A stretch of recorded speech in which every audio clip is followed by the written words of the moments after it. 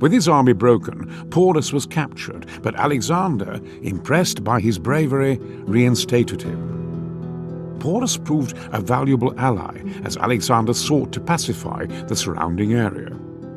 Still, his restless spirit seemed unsatisfied, and it became apparent that he planned to continue on down the Ganges to take the unsettled empire of Magadha.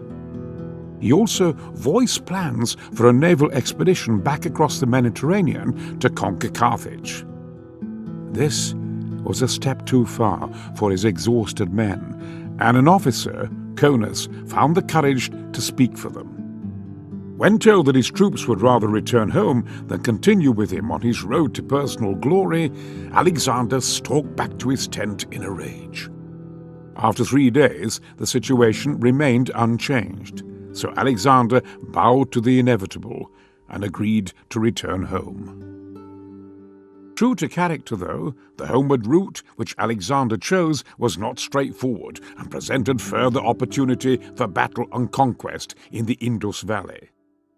On reaching the Indus Delta, he assembled a fleet which was to support his land army as it marched westward across the desolate Gedrosian desert.